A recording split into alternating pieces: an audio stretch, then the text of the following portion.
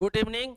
मैं रवि रंजन राज राजेश इंस्टीट्यूट के YouTube channel पर आप सभी का स्वागत करते हैं। आज हम लोग राज व्यवस्था के 15 महत्वपूर्ण सवालों का डिस्कशन करेंगे, तो आप लोग वीडियो में अंत तक बने रहेंगे। साथ ही साथ वीडियो को ज़्यादा से ज़्यादा शेयर करें ताकि और सभी लोग इसका लाभ ले सकें। तो आइए पहला क्वेश्चन को देखते हैं। देखेंगे आज का पहला सवाल है, देखेंगे पहला सवाल कहता है राष्ट्रपति शासन की घोषणा निम्नलिखित में से किस अनुच्छेद के तहत की जाती है। देखेंगे प्रेसिडेंट रूल किस अनुच्छेद के तहत घोषित की जाती है। देखेंगे ऑप्शन है अनुच्छेद 352, अनुच्छेद 356, अनुच्छेद 365, अनुच्छेद 360। देखेंगे केवल बी, केवल ए एंड बी, केवल सी, बी एंड सी, ऑप्शन केवल बी एंड डी। तो आप लोग भी बताएंगे राष्ट्रपति शासन किस अनुच्छेद के तहत लगाई जाती है। तो देखेंगे इसका आंसर हो जाएगा अनुच्छेद 356 और अनुच्छेद 365। तो इसका आंसर हो जाएगा बी एंड सी। देखेंगे अनुच्छेद 352 के तहत भारत में राष्ट्रीय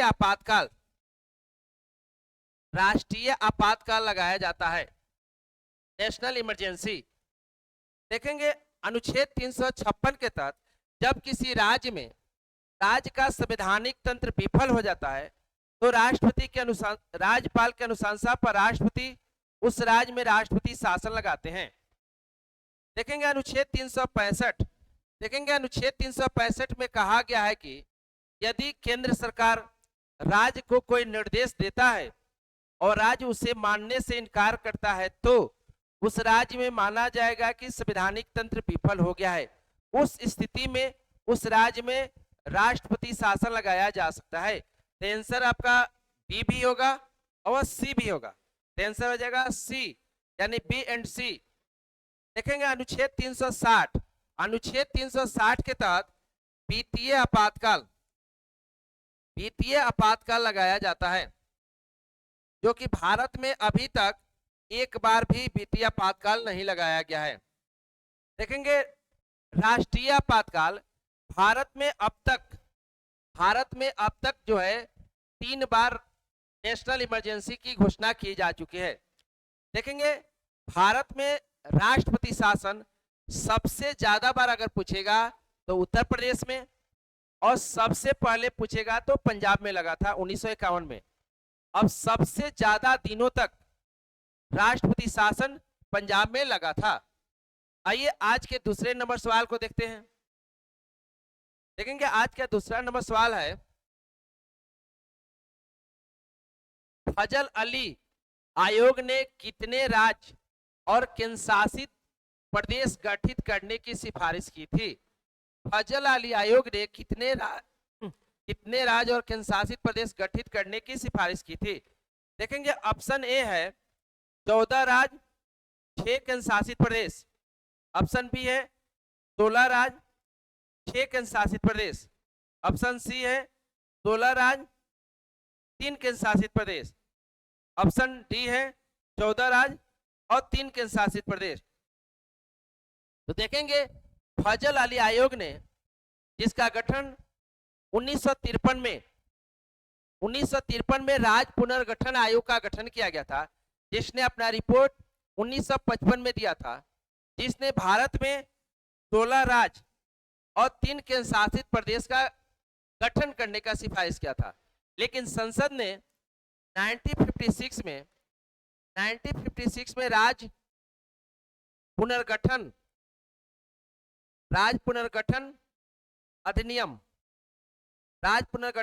पारित किया, जिसके तहत भारत में 14 राज्य और 6 केंद्रशासित प्रदेश का गठन किया गया था। तो देखेंगे फजल अली आयोग का गठन 1953 में किया गया था, जिसने अपना रिपोर्ट जो है 1955 में दिया था, और संसद ने 1956 में राज्य पुनर्गठन अधिनियम पारित किया, जिसके तहत 14 राज्य 6 केंद्रशासित प्रदेश का गठन किया गया। लेकिन वर्तमान में भारत में 28 राज्य और 8 केंद्र शासित प्रदेश हैं। 8 केंद्र शासित प्रदेश हैं। आइए आज के अगले सवाल को देखते हैं। देखेंगे आज का पहला सवाल, तीसरा नंबर सवाल है, निम्नलिखित में से कौन विपक्ष के पहले नेता थे? निम्नलिखित में से कौन पहले विपक्ष के नेता थे? ऑप्शन है वाईबी चौहान, कमलापति त्रिपाठी, राम सुभग सिंह, पी उपेंद्र। तो आप लोग भी जल्दी से जल्दी बताएंगे पहले विपक्ष के नेता कौन थे। तो देखेंगे पहले विपक्ष के नेता थे राम सुभग सिंह। राम सुभग सिंह पहले विपक्ष के नेता थे। लेकिन अगर पूछेगा मान्यता प्राप्त विपक्ष के नेता कौन थे, तो देखेंगे मान्यता प्राप्त विपक्ष के नेता वाईबी चौहान थे। वाईबी चौहान पहले विपक्ष के नेता थे जो मान्यता प्राप्त थे। तो देखेंगे मान्यता प्राप्त विपक्ष के नेता कौन होता है, तो देखेंगे यह संसद हो गया, और संसद के 3 अंग होते हैं, लोकसभा, राज्यसभा और राष्ट्रपति। तो देखेंगे लोकसभा हो या राज्यसभा हो, मान्यता प्राप्त विपक्ष के नेता होने के लिए कुल सदस्य संख्या के, लोकसभा में अगर पूछेगा तो लोकसभा में कुल सदस्य संख्या के 1/10 अर्थात 10% अगर किसी भी पार्टी को सीट प्राप्त होता है, उसे मान्यता प्राप्त जो है विपक्ष का नेता बनने का अधिकार है। अर्थात वर्तमान में लोकसभा में 543 मेंबर हैं, तो यहाँ पर जो है 54.3 अर्थात जो है 55 सीट अगर किसी भी राजनीतिक पार्टी को मिलता है, तो वह मान्यता प्राप्त विपक्ष के नेता लोकसभा में बन सकता है। और सत्ता प्राप्त करने के लिए अगर सरकार का गठन की बात करें तो 272 सीट अगर किसी को मिलता है, तो वह सरकार का गठन कर सकता है। तो देखेंगे वाईबी चौहान जो थे पहले मान्यता प्राप्त विपक्ष के नेता थे, और मान्यता प्राप्त विपक्ष के नेता को कैबिनेट मंत्री के समान सुविधाएं प्रदान की जाती है। देखेंगे कमलापति त्रिपाठी। देखेंगे कमलापति त्रिपाठी जो थे राज्यसभा में विपक्ष के नेता थे। और देखेंगे पी उपेंद्र जो है ये भी विपक्ष के नेता रहे हैं। आइए आज के अगले सवाल को देखते हैं। देखेंगे चौथा नंबर सवाल कर रहा है, निम्नलिखित में से किस अधिनियम के द्वारा केंद्र में द्विसदनात्मक व्यवस्थापिका की स्थापना की गई? देखेंगे ऑप्शन ए 1909 का भारत परिषद अधिनियम, ऑप्शन बी 1919 का भारत सरकार अधिनियम, ऑप्शन सी 1935 का भारत सरकार अधिनियम, ऑप्शन डी 1982 का भारत परिषद अधिनियम। तो देखेंगे इसका आंसर हो जाएगा बी 1919 का भारत सरकार अधिनियम। देखेंगे इसे ही मोंटेगू चेम्स्फोर्ड सुधार अधिनियम कहा जाता है। इस अधिनियम के द्वारा केंद्र में द्विसदनात्मक जो विधायिका का स्थापना की गई। साथ ही साथ 1919 के अधिनियम के द्वारा ही जो सांप्रदायिक निर्वाचन था उसका विस्तार किया गया। इसमें सिखों को, ईसाइयों को, एंग्लो इंडियन को जो है अधिकार दिया गया। साथ ही साथ 1919 के अधिनियम के द्वारा ही 1921 में 1919 के अधिनियम के द्वारा ही 1921 ईस्वी में पीएसी पब्लिक अकाउंट कमेटी लोक लेखा समिति का गठन किया गया। देखेंगे 1919 के अधिनियम के द्वारा ही प्रांतों में, देखेंगे 1919 के अधिनियम के द्वारा प्रांतों में द्वैध शासन की शुरुआत हुई। प्रांतों में द्वैध शासन की शुरुआत 1919 के अधिनियम के द्वारा हुई, और 1919 के अधिनियम के द्वारा ही भारत में प्रत्यक्ष निर्वाचन प्रणाली की शुरुआत हुई। देखेंगे ऑप्शन ए 1909 का भारत परिषद अधिनियम, जिसे मार्ले मिंटो सुधार कहते हैं।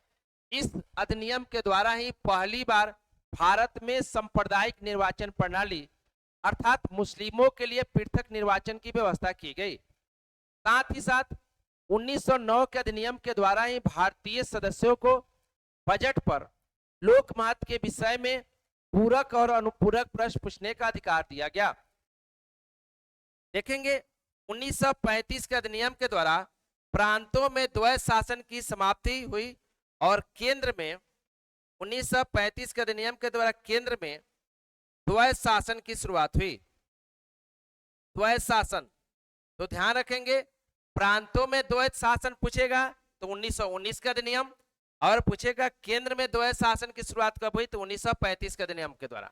1935 के अधिनियम के द्वारा प्रांतों में जो द्वैत शासन चल रहे थे उसकी समाप्ति हो गया और प्रांतों को ऑटोनोमस बनाया गया, स्वायत्त बनाया गया। साथ ही साथ केंद्र में संघीय प्रणाली की शुरुआत हुई। देखेंगे 1935 के अधिनियम के द्वारा केंद्र में संघीय व्यवस्था की शुरुआत की गई।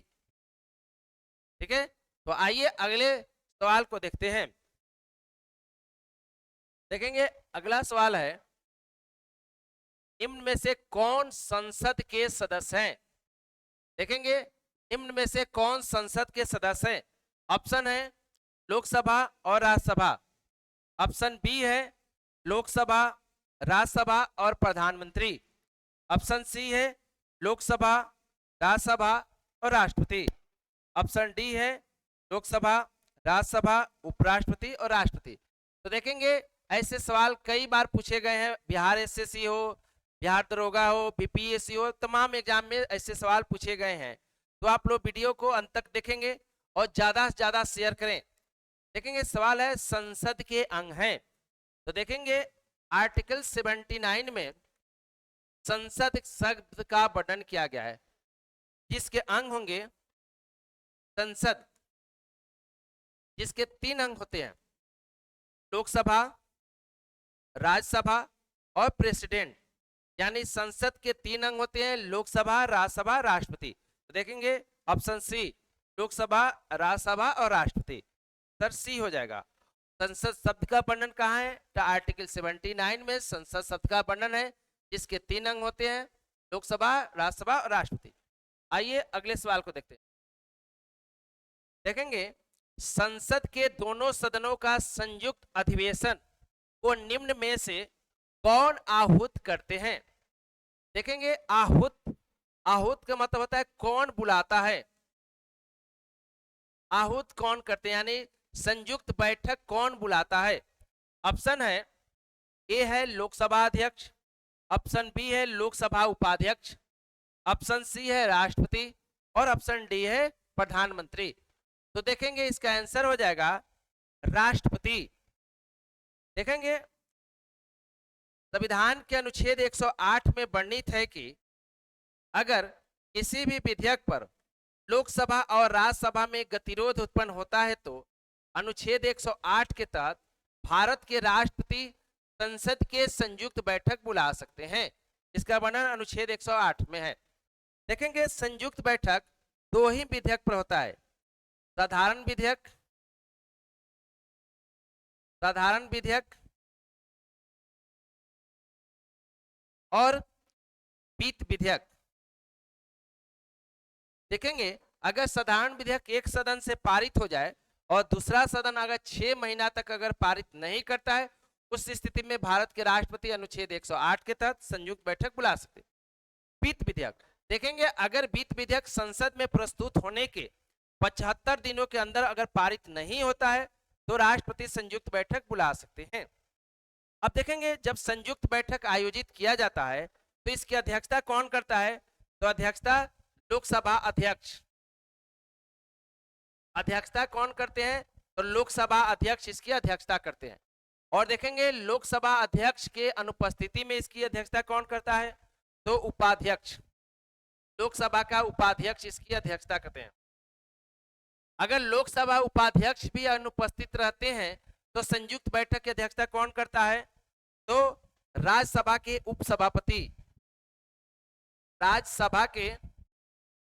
उपसभापति,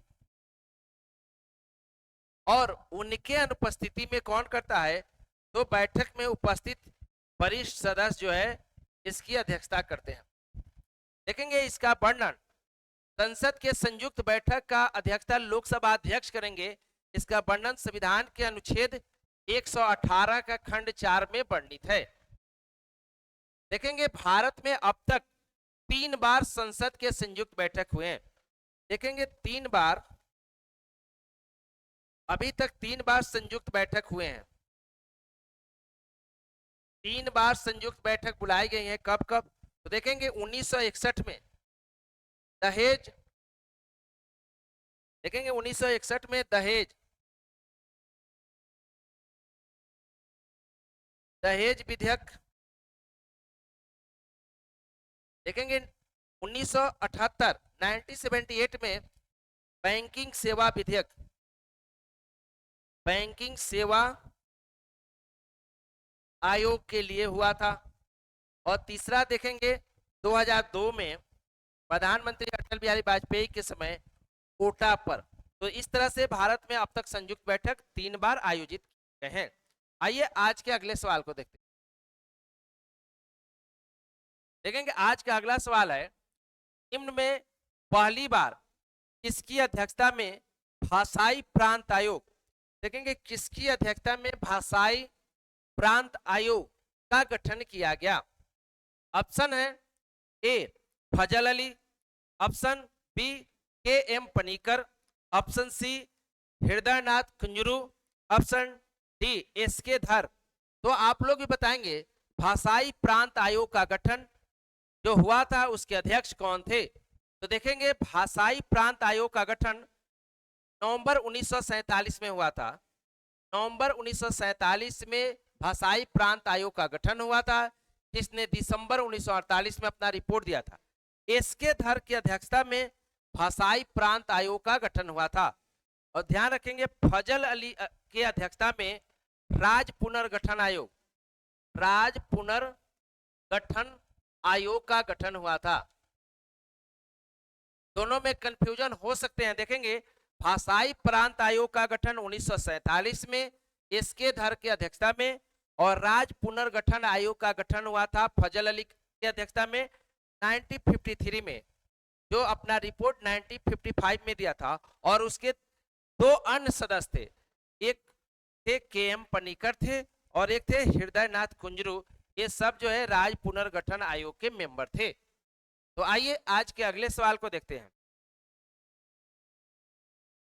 देखेंगे अगला सवाल है, ग्राम रक्षा दल, ग्राम रक्षा दल का सदस्य बनने के लिए न्यूनतम उम्र होना चाहिए? देखेंगे ऑप्शन है 18 वर्ष, ऑप्शन बी है 21 वर्ष, ऑप्शन सी है 25 वर्ष, ऑप्शन डी है 30 वर्ष। तो आप लोग भी जल्दी से बताएंगे ग्राम रक्षा दल का मेंबर बनने के लिए न्यूनतम उम्र कितनी होनी चाहिए? तो देखेंगे ग्राम रक्षा दल का मेंबर बनने के लिए न्यूनतम उम्र 18 वर्ष होना चाहिए। देखेंगे कहा गया है कि स्थानीय स्वशासन में क्या जो है गांव के वैसे लोग जो शारीरिक रूप से फिट हैं, पंचायत में तूफान, संकट, अगलगी, चक्रवात, आपदा, विभिन्न सारे जो समस्याएं हैं उससे निपटने के लिए गांव के वैसे लोग जो शारीरिक रूप से सक्षम है 18 से 30 वर्ष के उम्र के लोगों को ग्राम रक्षा दल के रूप में नियुक्त किया जाएगा। तो ग्राम रक्षा दल के सदस्य बनने के लिए न्यूनतम उम्र 18 वर्ष होना चाहिए, अगर अधिकतम पूछेगा तो 30 वर्ष होना चाहिए। देखेंगे ग्राम रक्षा दल का गठन क्या करते हैं, और उसके एक मेंबर होते हैं, उसके एक लीडर होते हैं जिसको बोलते हैं दलपति। दलपति ग्राम रक्षा दल का जो मेंबर लोग होते हैं उसके एक हेड होता है जिसको बोला जाता है दलपति। दलपति जो है उन लोगों को गाइड करता है। आइए अगले सवाल को देखते हैं। देखेंगे सवाल है, अंतरिम मंत्रिमंडल में वाणिज्य मंत्री निम्न में से कौन था? अंतरिम मंत्रिमंडल में वाणिज्य मंत्री कौन था? देखेंगे ऐसे सवाल बीपीएससी जो है सिविल सर्विसेज में पूछे गए हैं एवं तमाम जो है एग्जाम में पूछे गए हैं। देखेंगे ऑप्शन है लियाकत अली खान, ऑप्शन बी है गजाम्फर अली खान, ऑप्शन सी है आई चुनरीगर, ऑप्शन डी है अब्दुल रब निस्तार।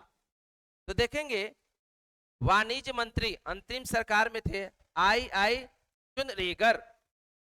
देखेंगे अंतरिम सरकार में लियाकत अली जो थे आपको वित्त मंत्री थे, लियाकत अली वित्त मंत्री थे। जो देखेंगे कि जाफर अली खान जो थे अंतरिम सरकार में स्वास्थ्य मंत्री थे, और अब्दुल रब निस्तार जो थे वो अंतरिम सरकार में संचार मंत्री थे। देखेंगे कैबिनेट मिशन जब 1946 में जब भारत आया, यह तय किया गया कि जब तक भारत का संविधान निर्माण नहीं हो जाता, जब तक भारत में निर्वाचित सरकार नहीं आ जाता, तब तक अंतरिम मंत्रिमंडल ही देश को चलाएगा। तो पंडित जवाहरलाल नेहरू की अध्यक्षता में 2 सितंबर 1946 में अंतरिम सरकार का गठन किया गया। 2 सितंबर 1946 में पंडित जवाहरलाल नेहरू की अध्यक्षता में। देखेंगे इसमें कितने मेंबर होंगे, तो निर्धारित किया गया था 14 मेंबर होंगे, इसमें 6 मेंबर जो होंगे कांग्रेस से होंगे, 5 मेंबर मुस्लिम लीग से होंगे,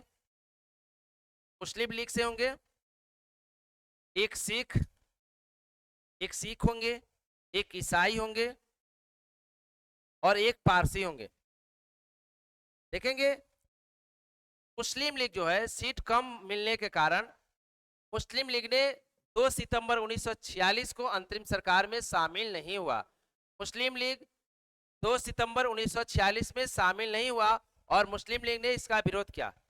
लेकिन क्वेश्चन पूछता है मुस्लिम लीग ने अंतरिम सरकार में कब शामिल हुआ, तो देखेंगे 26 अक्टूबर 1946 को मुस्लिम लीग ने शामिल हुआ।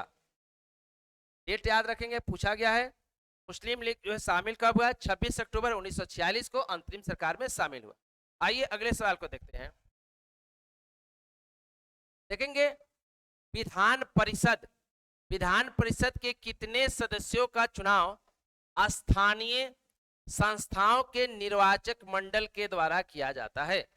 देखेंगे विधान परिषद के कितने सदस्यों का चुनाव स्थानीय संस्थाओं के निर्वाचक मंडल से किया जाता है। देखेंगे ऑप्शन है 1/3 सदस्य, ऑप्शन बी है 1/12 सदस्य, 1/6 सदस्य, 1/10 सदस्य। तो देखेंगे इसका आंसर हो जाएगा 1/3 सदस्य।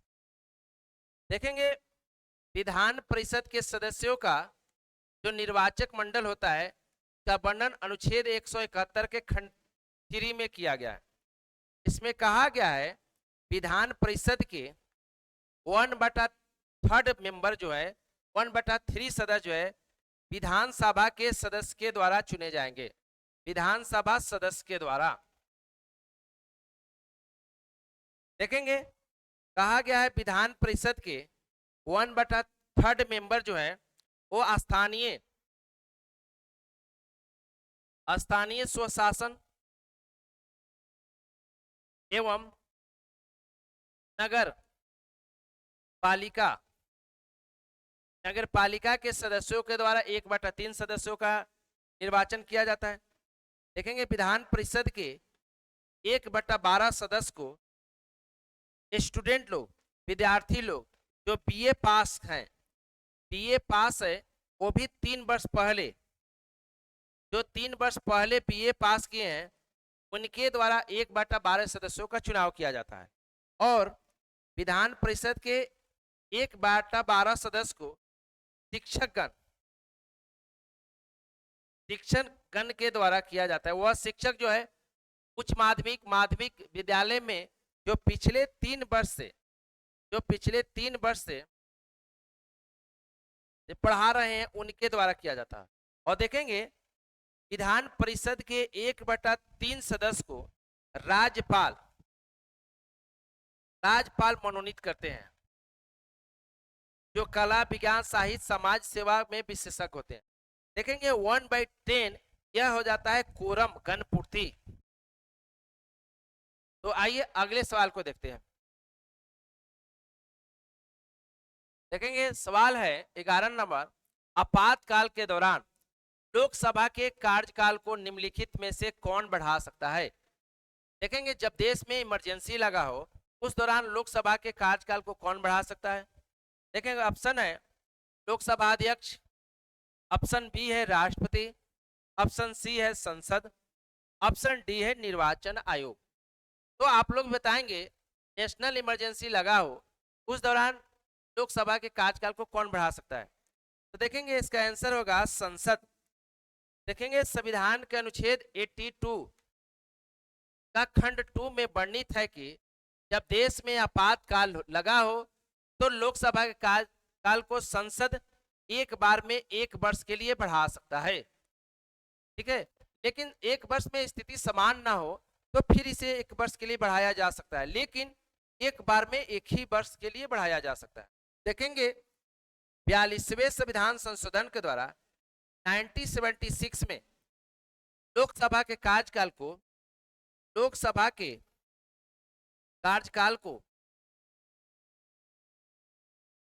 5 वर्ष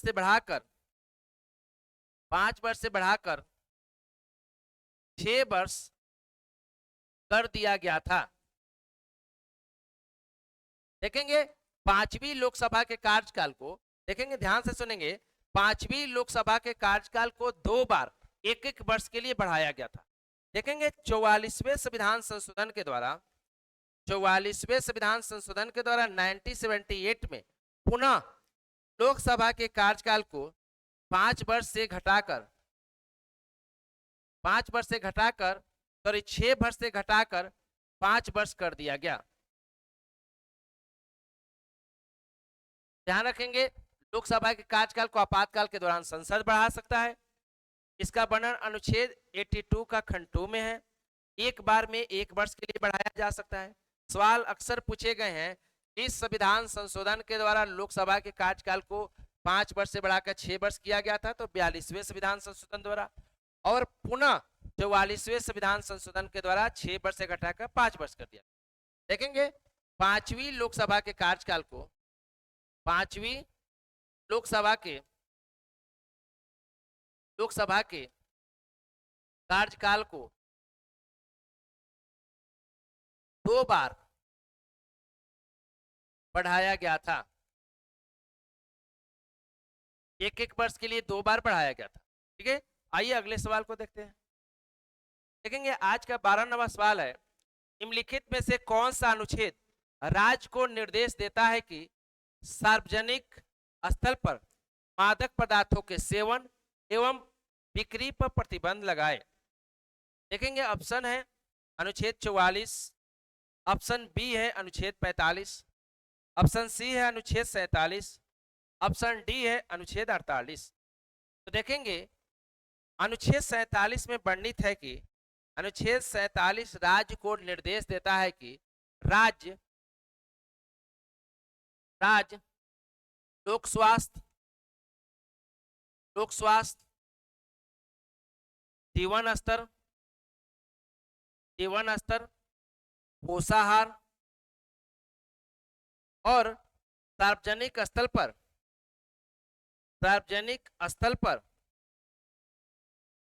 मादक पदार्थ को सेवन एवं बिक्री पर रोक लगाए।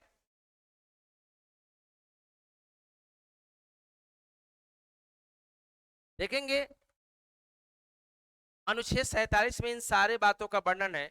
इसमें कहा गया है कि राज्य जो है लोक स्वास्थ्य पर ध्यान दे, जीवन स्तर को सुधारने का प्रयास करे, पोषाहार को ध्यान देखे और साथ ही साथ सार्वजनिक स्थल पर मादक पदार्थों के सेवन एवं बिक्री पर रोक लगाए। देखेंगे इसी अनुच्छेद के तहत बिहार सरकार ने 2016 में जो है बिहार में शराबबंदी किया था। अब देखेंगे बात करते हैं अनुच्छेद 44।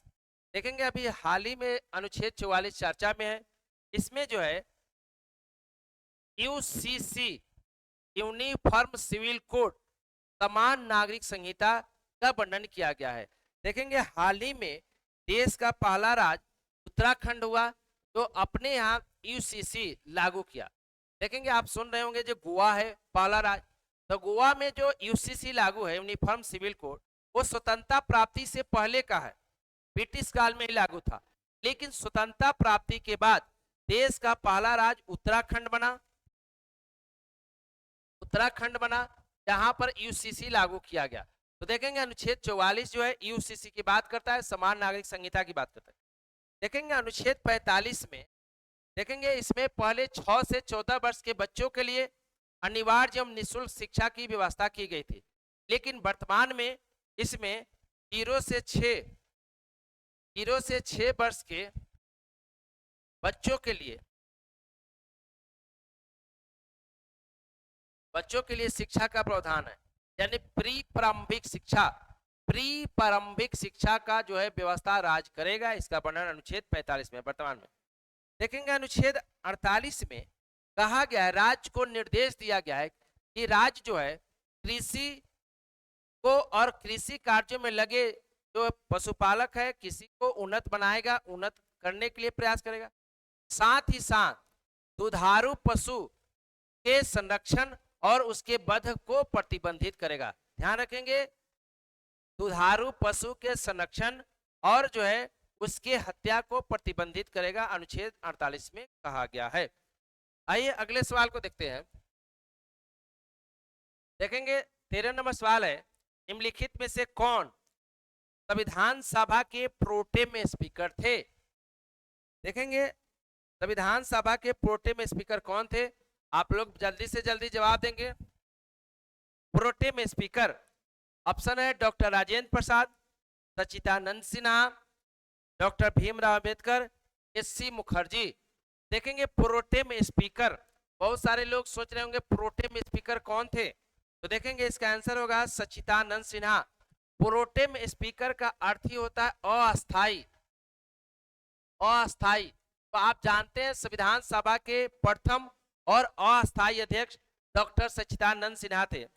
9 दिसंबर 1946 को जब संविधान सभा का बैठक हुआ, पहली बैठक की अध्यक्षता डॉक्टर सच्चिदानंद सिन्हा के द्वारा किया गया था, जो संविधान सभा के अस्थाई अध्यक्ष थे।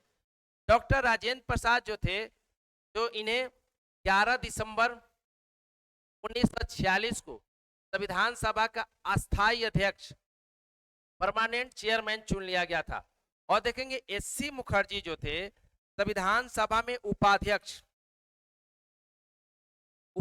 थे। साथ ही साथ देखेंगे संविधान सभा में 2 उपाध्यक्ष थे, एक थे एस.सी. मुखर्जी और एक थे बी.टी. कृष्णाचारी।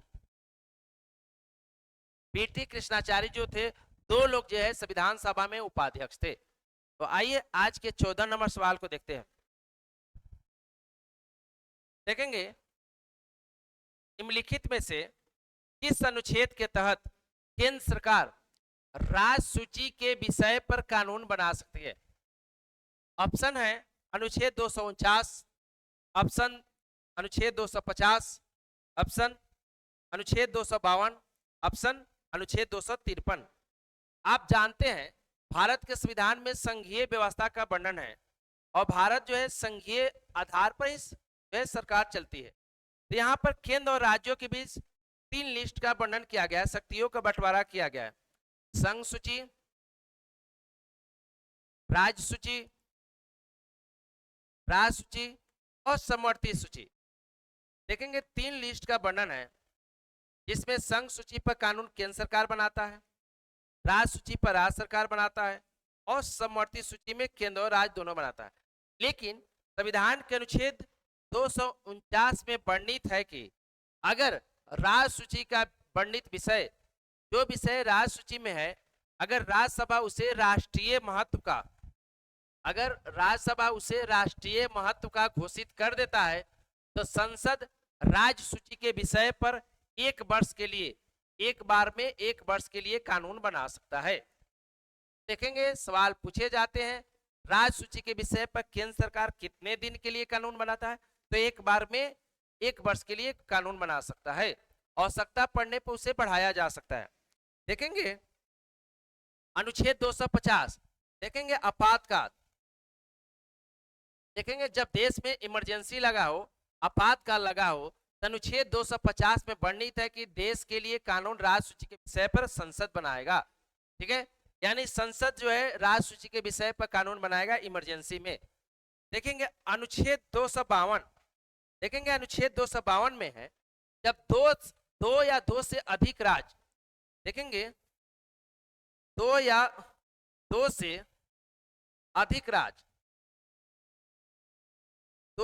अधिक राज्य खुद जो है राज्य सूची के विषय पर कानून बनाने के लिए केंद्र को अधिकृत करे तो केंद्र सरकार राज्य सूची के विषय पर कानून बना सकता है। देखेंगे अनुच्छेद 253, इसमें वर्णित है कि अगर अंतर्राष्ट्रीय संधि, करार, समझौता है तो उस स्थिति में राज्य सूची पर कानून केंद्र सरकार बना सकता है। अंतर्राष्ट्रीय संधि, समझौता को लागू करने के लिए राज्य सूची के विषय पर कानून केंद्र सरकार बना सकता है। देखेंगे अंतर्राष्ट्रीय संधि, समझौता को लागू करने के लिए